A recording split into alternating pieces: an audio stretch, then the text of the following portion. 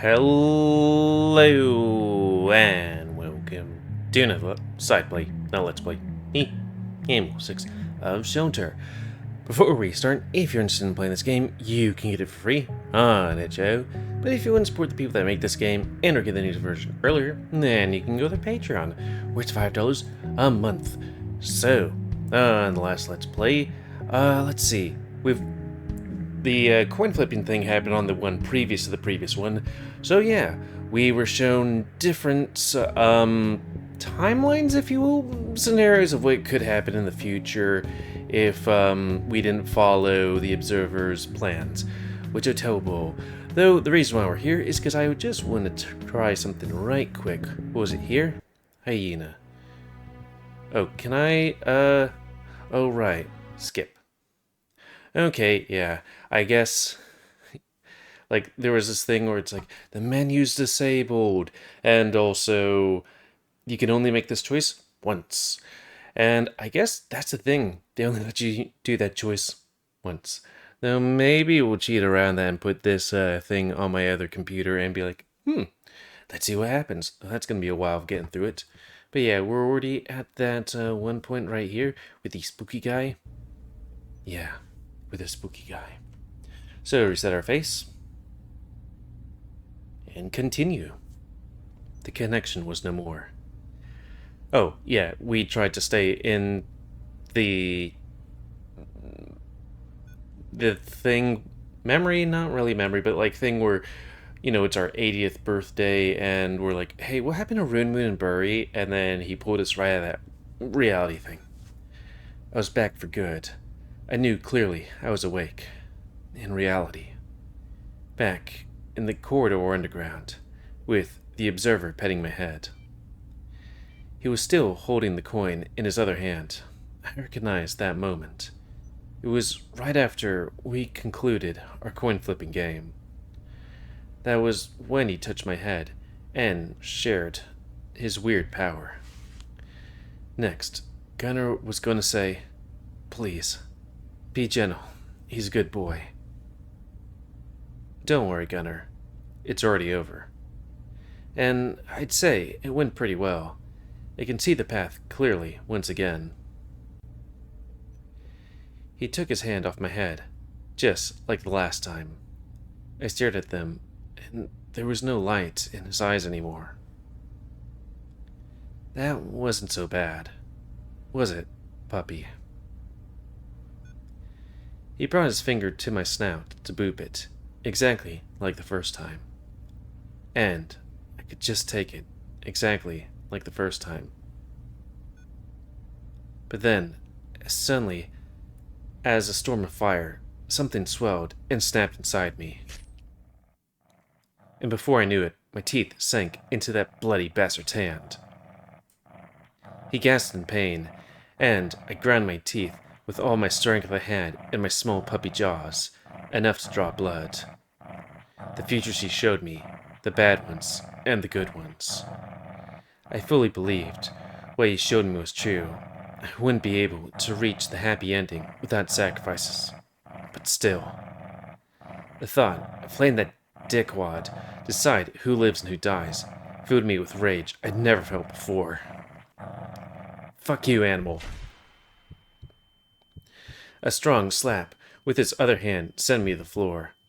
I had never been hurt by anyone before. No one had ever dared to disrespect me like that. My cheek hurt terribly, and from the sheer force of the strike, as well as from the hand, metal edge of the silver coin that he still held in his hand. At the corner of my vision, I watched as it slipped from between his fingers and flew a few feet away from us. With a sharp taste of blood in my mouth, I stared at the little disc of metal rolling across the smooth, cold floor as the observer's 3 dogs barked around us.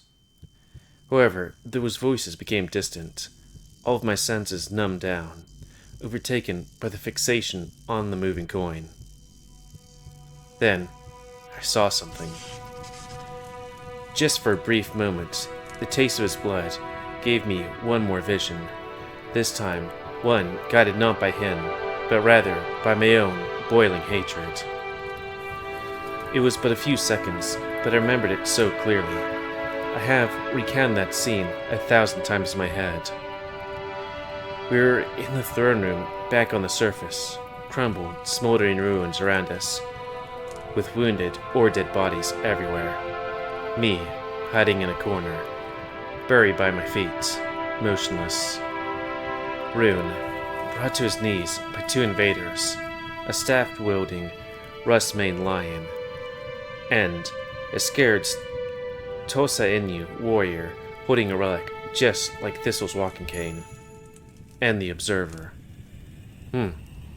Leaning against my throne, towered by a gigantic moving suit of armor standing over him. The metal giant held a massive steel weapon aimed at the Observer. I gasped as, with a sharp click, the explosion from the end of the weapon completely obliterated both the Observer and the throne. As the shockwave of dust and rubble blasted over my eyes, my vision returned to the coin once again, to the present. The coin finally slowed down. It spun around in its edge a few moments, and then it finally rests on one side.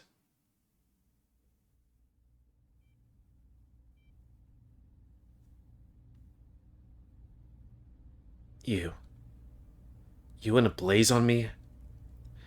I stared back at the Observer in fear and regret. He was standing over me, looking at the gloved hand I just bit. There was some kind of red, reflective frost around the wound, little crystals of some sort. It was there, on the bristle around my lips too. No, wait, does that mean that everything I've just seen has turned completely worthless? Yes. But you can do it again, right? If you want me to go insane and fall apart, sure. To you, it felt like no time had passed at all. But to me... Fuck. I really walked into this one, didn't I? How come that even when you're purposely trained to be coddled, spineless bitch, you still end up doing the same exact shit every single time? Please, Observer. We can still salvage it. Just because you cannot confirm what's gonna happen doesn't mean that what you've seen is worthless. We'll make it happen. We're going to be careful. He'll listen to me, right, Your Majesty? Please, let him live this time.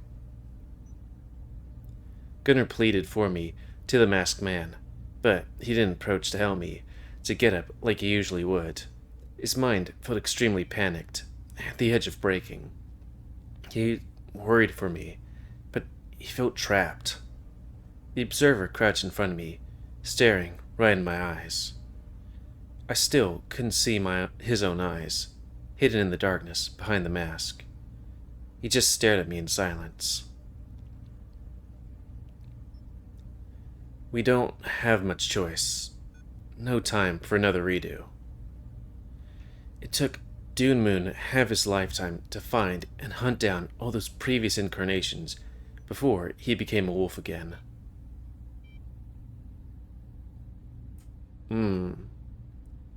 Oof. At this point, we're already out of time. What? Dune Moon? Yes, Dune Moon. Your hero. Oh, right.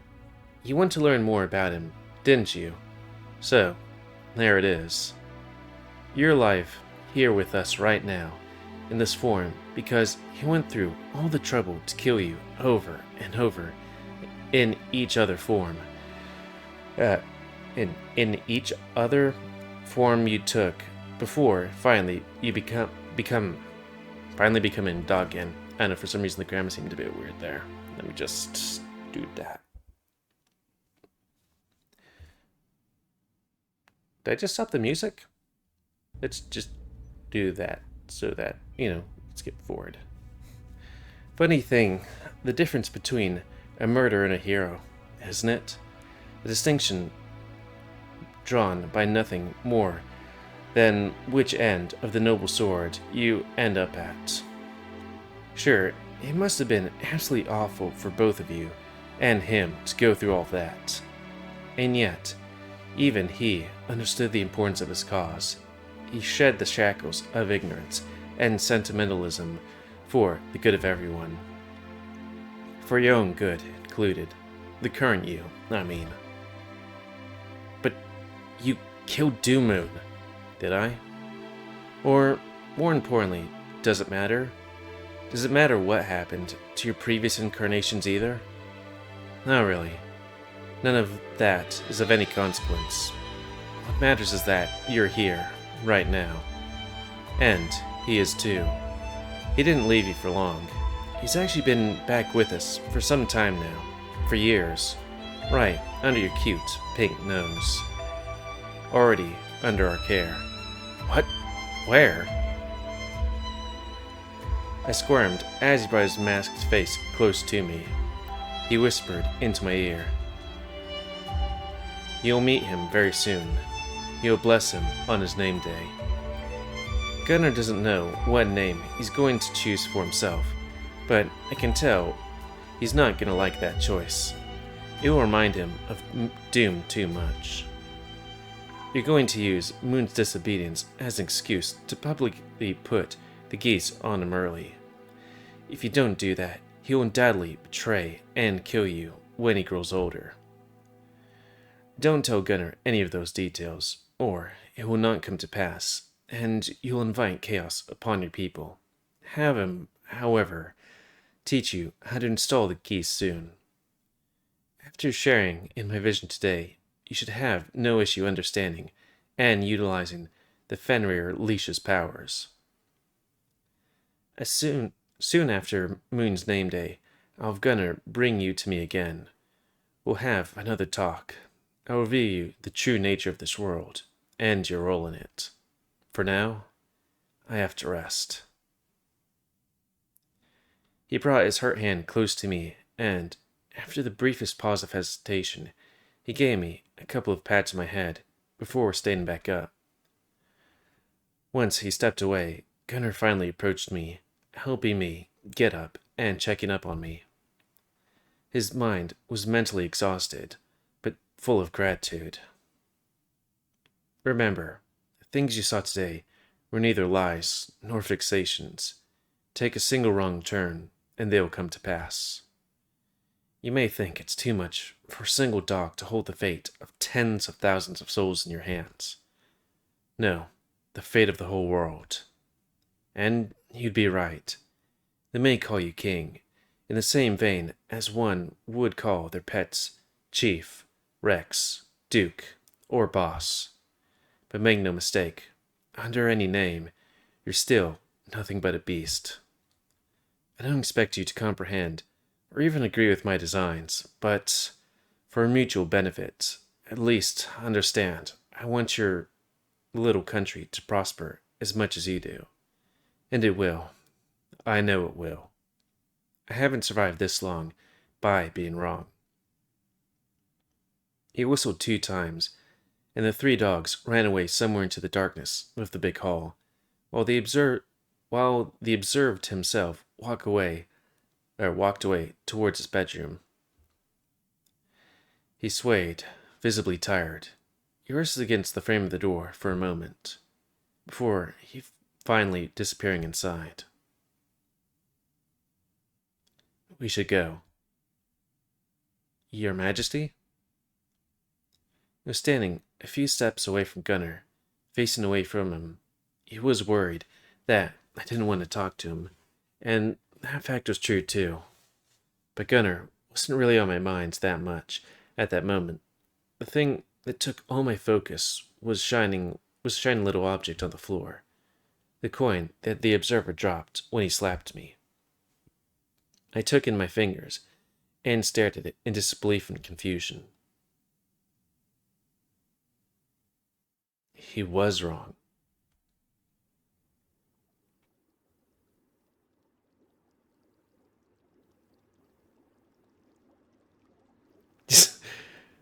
And then an exception Crap.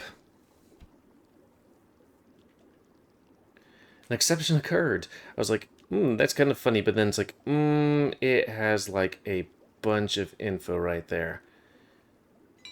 H&C users. Me. Dating sim. Shelter. Ignore? Ah. Bollocks. Well, I'm going to pause it right here and then redo it because the Rouse was like, hey, this might happen. I was like, everything should be fine. And it's like, boot that. So I guess I'm going to have to go and redo everything. Sad. Oh well, I'll be right back. Yes. Boop. And we're back. So it didn't take too long, maybe 5 minutes-ish. Hopefully everything is completely fine and I didn't change something that'll horribly, you know. So, anyways, any questions so far? I looked at the faces of my friends around me. They're all wide-eyed, and with their mouths gaping in shock. Slowly, their eyes drift from Alon towards me. What? They all looked away. Nothing? Very well. If it's all clear so far, then... Is Luke at the Observer? Yeah, I was like, I wonder if that could be a thing. Max! No, think about it. The guy was obviously a human, and Luke, and you have that conveniently selective amnesia thing going on, and you, Alon, you said I had the eyes of the observer. No, you said that I had the eyes of the observer. That one night when Luke shared his powers with me. That's what you call his manavision, right? No. No. No. No. No. Rune doesn't say anything. He just stares down, shaking his head and hyperventilating. How selective amnesia? Guys, come on. You can't seriously think that. A toothy grin curls up on Alon's snout. His chest shakes with a quiet, deep laughter. Pretty cool twist, huh? Geez, do I have the body? I guess I do kind of have the body of him. I want it to be a bit more twink looking, but whatever. At least I kind of has his body. Anyways, or at least it would be if you're correct. No, the Observer's another human. He's currently sitting on the Grove's throne. Surprise. You're not alone in this world after all. Oh, thank fucking dog. I would literally jump off the top of shelter if I were betrayed again. Well, of course. I was just being hypothetical. Sorry. It's okay, Max, but... Oh, my dog. There's another human out there. I can see another one. Yes, and he's evil. Well, evil is subjective. A very strong word to describe Luke's kin. I mean, we're all war criminals here, except for maybe Alon here, you know? Wait, my research, my brothers, my whole life, their lives. Oh, no. That unredeemable, bloody demon spawn. Yeah, got that right. No redeeming that one. A pretty special nutcase, I'm afraid. Alon, is everything you just said true? You didn't make any of that up? Because if you did, that's... Please. That's too much of a joke. Anyways, back to the Barcus of Corners. Unfortunately, whether you liked it or not, all of that was for real. For real life, even. I was never a real king, only a puppet in the hands of a more powerful being dwelling in the shadows under my hope. It was a new, scary thing I had to process and come to terms with. An impossible task for a small puppy brought up in a stressful life. Everything I took for granted suddenly turned out to be a lie. All of my life. The marble walls didn't give me comfort and security anymore. The once friendly faces filled me with doubt and fear. I started to even doubt my empathy. Also, let's just do this because that's another typo, and I like helping Ross be like, here's typos and stuff. Just want to, where's that? There it is. Boop. And boop. Although I can't have too many typos because then Paint forgets. Yeah, I use Paint. After all, everything and everyone was designed to turn me into the observer's perfect pawn.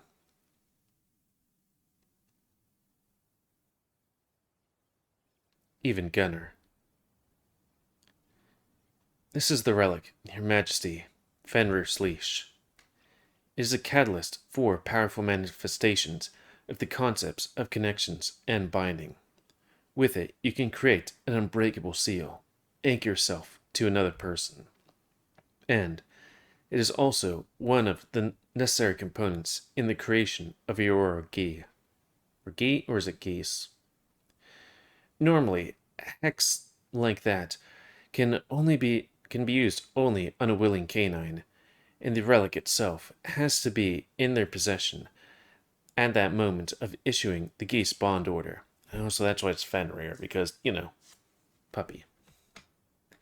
To you, however, such limitations do not apply.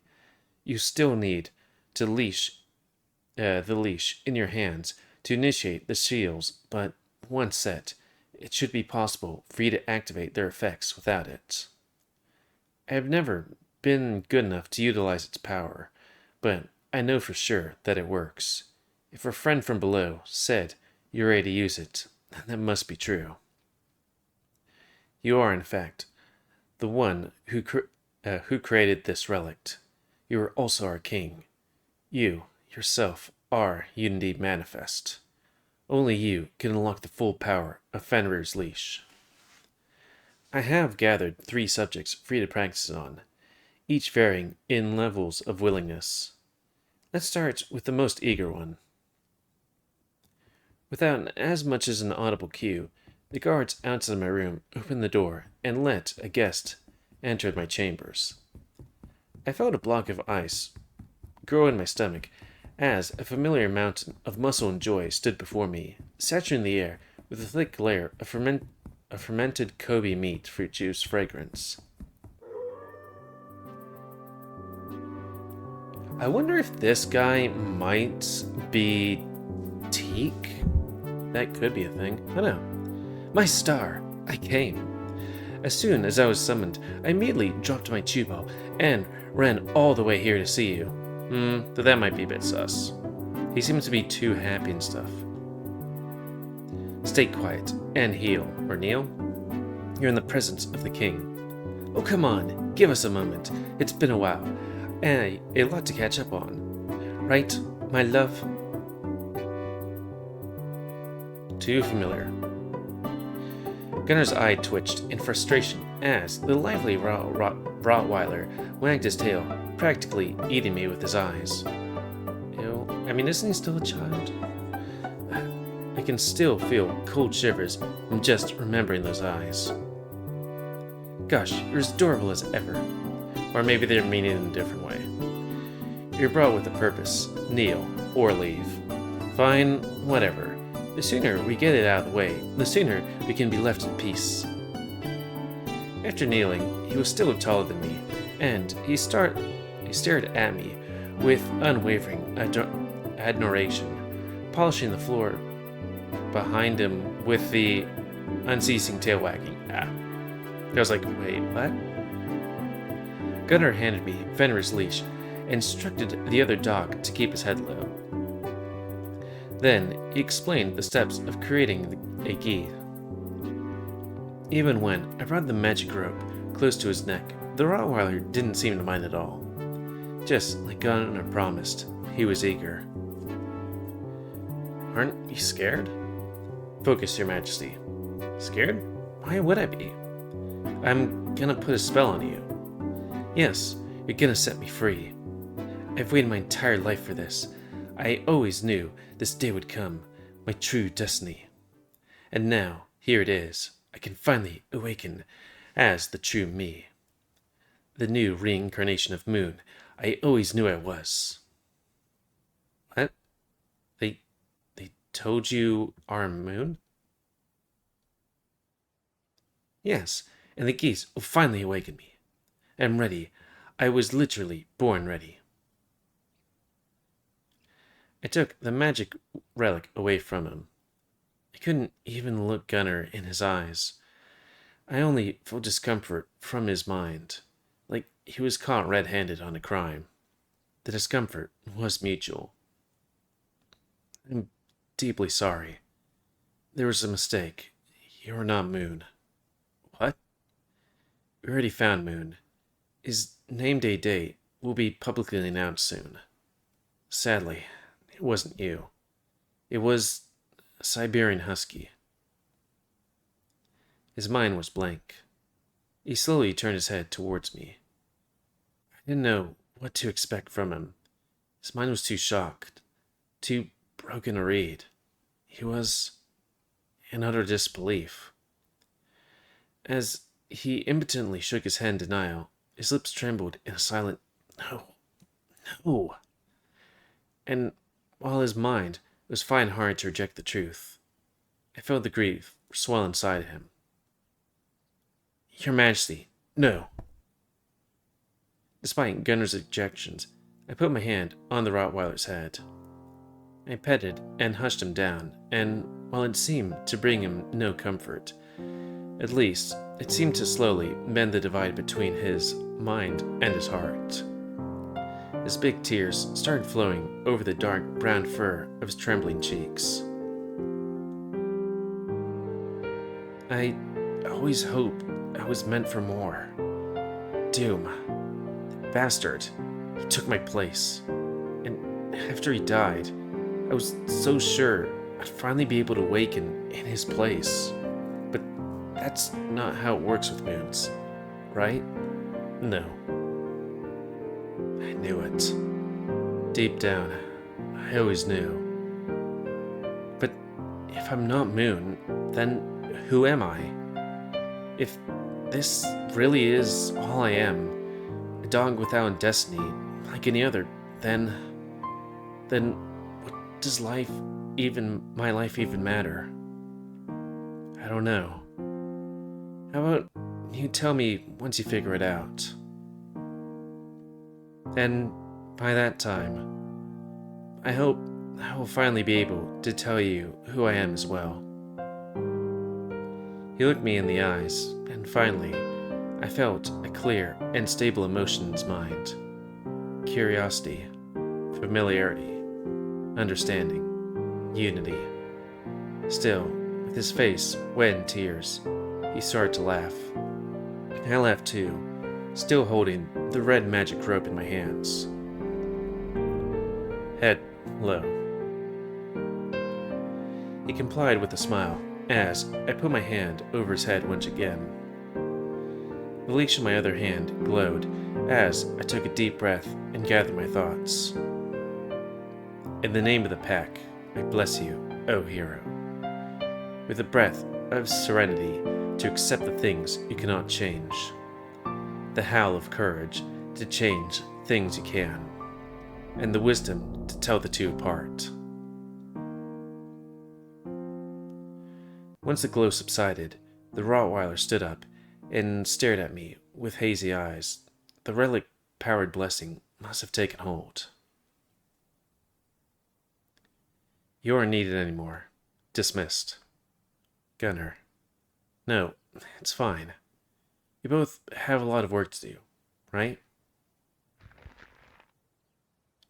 Despite Gunnar's protests and pointing the tip of his sword at the dog's neck, the Rottweiler hero suddenly took me in his embrace and squeezed into his giant muscular pecs. Same blessings to you, my king. He ultimately let go of me once Jenner pricked him harder, and then, after an exaggerated bow, the Rottweiler finally left the room. Gunnar quickly wiped wipe the smudge of blood from the tip of his sword before sheathing it back and staring at the still open door. More dogs were waiting outside. I don't know exactly what your majesty did, but it seems the leash is responding to you at least. Good. Still, we need to make sure you have proper mastery over the creation of the keys. Let us focus on that from now on. I'll bring another subject. Pray avoid distracting conversations. Because you told all of them that this is some kind of moon awakening ritual. Guards, close the door. Gunnar furrowed his brows, while the guard dogs followed my order and locked the entrance. We stared at each other in uncomfortable silence. You lied to them. A harmless misdirection to bring them here peacefully. Yes. Is that a problem, Your Majesty? You should have told them the truth. There was no need. After this is over, you will never have to control them with the keys, in the future anyway. They still should know I'll be chaining their will with magic, for nothing real in return. You gave them hope for something that doesn't exist. It doesn't matter. We aren't hurting them, and we need you to master your power one way or another. How much are you still lying to me about? Your Majesty. Dogs out there don't need to know everything because they're small and insignificant. I get told only as much as necessary because I'm still young and inexperienced. That's it, isn't it? No, that's not the same. I guess not. After all, in my case, the main reason you keep me blind is because of the Observer. Please, don't speak his name here. Or what? What if I want to go out there and let everyone know? Then I'll have to silence you. My deepest apologies, Your Majesty. That came out gravely wrong and improper. That time, in the elevator, you said, whatever I may do or say down there, you are my master above all else. That was a big, fat lie. No, listen. In anger, I turned around and threw Fenrir's leash at the wall behind me. It bounced off my portrait, and fell right into one of the vases, full of freshly cut, thorny red roses. Gunnar immediately rushed to save the magic rope, but it got both wet and tangled in thorns. Growling and cursing under his breath, he struggled to take them apart without pulling at loose ends. His hands were obviously not used to delicate work, or the gentleness in general. I don't need to listen to anything you say. You're a liar. I trusted you. You're easily among my top 5 favorite servants. You taught me so much. You cared for me. And now, I find out none of that was real. It was real. How? You cannot serve 2 masters. You don't really care about our kingdom, our people, or me. You are nothing but the Observer's lapdog. What is it he promised you? What did he show you? Tell me. The same he showed you. The end of the fucking world. What? The end? I think that might be a good time to call it. Because it's a cliffhanger. But what will happen next? Don't know. Oh, how odd. This is a Runeman's thing where he gets gi-tied. I guess he is gi-tied and also says his name. But that's going to be the end of this side play. So, please comment, because I like comments.